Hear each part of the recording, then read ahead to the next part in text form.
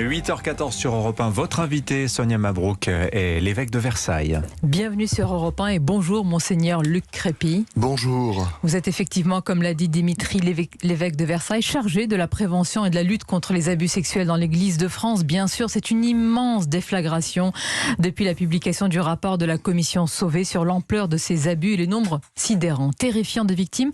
Quel est votre état d'esprit ce matin ? Écoutez, je reste abasourdi par l'ampleur et l'étendue de ce que révèle ce rapport de la commission indépendante. Abasourdi, choqué, et puis aussi un grand sentiment de honte en pensant à toutes ces personnes victimes, toutes ces personnes qui ont été abusées, violentées. Et puis derrière le chiffre, je vois des visages de personnes victimes que j'ai rencontrées. Hier aussi, j'ai rencontré d'autres personnes victimes avec qui j'avais travaillé. Et voilà, j'ai honte. Et il est important que l'Église demande pardon pour tout cela. On va en parler. Voilà, Monseigneur Crépy, honte, c'est le mot, c'est le sentiment qui revient le plus souvent. Et je voudrais vous faire écouter un cri de colère que vous avez entendu très probablement, qui nous prend vraiment tous aux tripes. Il s'agit des mots de François Deveau, victime lui-même et fondateur de la Parole libérée. Vous êtes une honte pour notre humanité. Vous avez piétiné par votre comportement l'obligation de droit divin naturel de protection de la vie et de la dignité de la personne, alors que c'est l'essence même de votre institution. Vous devez payer pour tous ces crimes, en attendant que la rédemption vous traverse éventuellement un jour. Le mieux que vous auriez à faire serait encore de vous taire et de commencer à vous exécuter avec ardeur et célérité. Monseigneur Crépy, on ne va pas vous demander de vous taire parce qu'on a besoin aussi d'entendre et de comprendre. Quand vous entendez cela, quand vous connaissez l'ampleur de ces abus, quand vous voyez le nombre des victimes et vous avez dit leur visage, comment on peut garder la foi intacte ? C'est sûr que je pense que pour beaucoup de catholiques, pour les prêtres, les évêques, pour tous, on s'interroge vraiment très fortement. L'Évangile est Jésus le premier, mais les enfants comme les premiers de l'Évangile, comme ceux à qui le royaume des cieux, c'est-à-dire la proximité de Dieu est première. Et il invite ses disciples, qui ont parfois des tentations de pouvoir, etc., de dire, mais si vous n'êtes pas comme ces petits-enfants, vous ne serez pas mes amis. Et donc, si vous voulez, dans ces actes si violents, si barbares, prenons ce mot-là, c'est tellement contraire à l'Évangile. C'est tellement contraire quand c'est fait en plus par des hommes qui ont dit qu'ils suivaient le Christ, que des hommes qui, par certains côtés, annoncent l'Évangile et de l'autre côté, abusent. On a c'est vraiment ce décalage, un espèce d'abîme entre ce comportement. Mais Monseigneur Crépy, allons plus loin. Pourquoi ? Parce qu'il s'agit aussi de comprendre même des comportements comme vous voulez, des crimes, crimes, comme vous avez dit, vous avez utilisé le mot barbare. Il faut comprendre pour, non pas évidemment, pardonnez, mais expliquer. Vous avez été enseignant de théologie morale, c'est très important. Vous êtes un homme de réflexion, vous avez beaucoup réfléchi sur ces sujets. Au fait aussi que ces prêtres qui abusaient de ces enfants ont une autorité morale et une puissance, une toute puissance qui, selon vous, leur faisait croire qu'ils étaient au-dessus de tout. Oui, je pense que quand on regarde le profil de beaucoup d'agresseurs, ce sont des personnes qui se sont arrogées un pouvoir qui est devenu toute puissance. Cette toute puissance qui est finalement la dérive, je crois, malheureusement banale de tout pouvoir qui, alors qu'un pouvoir, normalement, c'est être au service d'eux, eh bien, sont devenus des hommes intouchables. Et étant intouchables, abusent. Mais Monseigneur Crépy, oui, mais d'où cela vient ? Est-ce que c'est la position catholique qui sacralise les clercs, prétendant que ceux-ci sont différents par nature? J'ai retrouvé des textes pour tout vous dire, et vous le savez probablement, je suis de culture et de religion musulmane, j'ai un profond respect pour ceux qui croient et ne croient pas, pour les textes également, et il y a des textes qui présentent le prêtre, est-ce que c'est le cas, comme un autre Christ, alter Christus. Est-ce que c'est le cas? C'est dans la lignée du Concile de Trente et qui pourrait expliquer en partie cette toute-puissance. Je crois qu'il y a de fait une dérive théologique qui va sacraliser le prêtre et quand on assimile la figure du prêtre au Christ lui-même, il y a, je crois, une dérive théologique tout à fait erronée, si vous voulez. Que le prêtre, dans certains moments, dans les célébrations sacramentelles, eh bien, à la messe en particulier, où il reprend les paroles du Christ, de son dernier repas, là, finalement, il prend, si je puis dire, un peu la place du Christ, mais je veux dire, le prêtre n'est pas le Christ, bien sûr. Et je veux dire, cette sacralisation du prêtre, finalement, on a détourné, si vous voulez, d'une certaine manière, théologiquement, alors que, moi, j'aurais envie de dire, le Christ, avant de quitter ses apôtres et ses disciples, il leur a lavé les pieds. Et il leur a dit, si vous n'êtes pas capable de laver les pieds des autres et de vous laver les pieds les uns les autres, vous ne pouvez pas être mes disciples. Et donc, si vous voulez, il y a encore cette contradiction flagrante entre être prêtre, c'est être au service d'eux. Et Monseigneur Crépy, c'est quasiment la première fois, je l'ai peu entendu, vous dites quand même, et de par votre position, votre parcours, votre réflexion, vous dites dérive théologique, c'est-à-dire qu'il peut y avoir un problème de texte, d'interprétation des textes aussi dans la religion catholique. Bien sûr, il peut y avoir des très mauvaises interprétations des textes, il peut y avoir des dérives théologiques aussi, qui sont mises au profit de l'intérêt de la personne.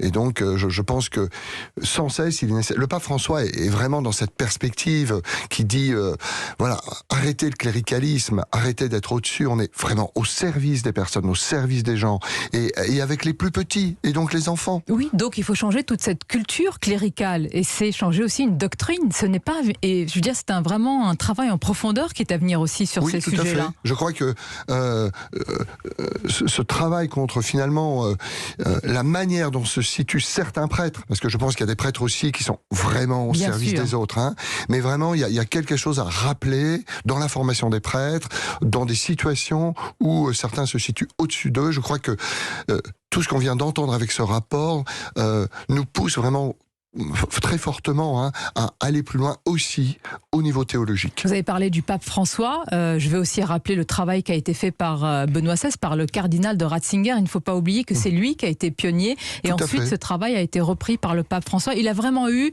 le courage et la volonté aussi bien d'insister et de pousser ce travail-là. Tout à fait. Le cardinal Ratzinger a commencé, le pape François a repris les choses de manière très claire, très forte, accueillant des personnes victimes, les écoutant et interpellant tous les catholiques en leur disant « Attendez, cette affaire, c'est votre affaire à tous ». Et je pense que ce rapport indépendant, sérieux, invite tous les catholiques à le lire, s'en saisir et à partir de là, se dire comment on change. Parce que le cléricalisme, c'est pas que l'affaire des clercs, c'est aussi l'affaire de ceux qui sont autour et qui vont mettre sur un piédestal tel ou tel prêtre. Monseigneur Crépy, je pense à ces catholiques, en réalité de France, qui nous écoutent ce matin, depuis leur voiture, chez eux, arrivant au travail, peut-être emmenant aussi très probablement leurs enfants à l'école, ces mêmes enfants qui sont en contact de prêtres, d'hommes d'église. C'est pour ça que je vous demandais tout à l'heure, le choc produit est tellement important, ça peut les désemparer, ça peut vraiment anesthésier, mettre en parenthèse, entre parenthèses, leur foi un moment. Quels mots leur dites-vous ce matin pour qu'ils y croient encore? D'abord, je pense que beaucoup de catholiques souffrent de cette situation-là, une grande souffrance, c'est clair. Et ensuite, leur dire, j'entends toutes les questions que ça peut poser, les interrogations que peuvent se poser des parents en se disant « je vais mettre mon enfant au caté, je vais mettre mon enfant dans le scoutisme, etc. » Mais de leur dire avec vous, la vigilance, les mesures de prévention, il ne faut pas que ce soit travaillé par quelques-uns, mais il faut que ce soit travaillé par tous. Et vous, les parents, qui mettez vos enfants, il faut que vous soyez avec tous pour se dire quelles précautions on prend, quelle vigilance on prend.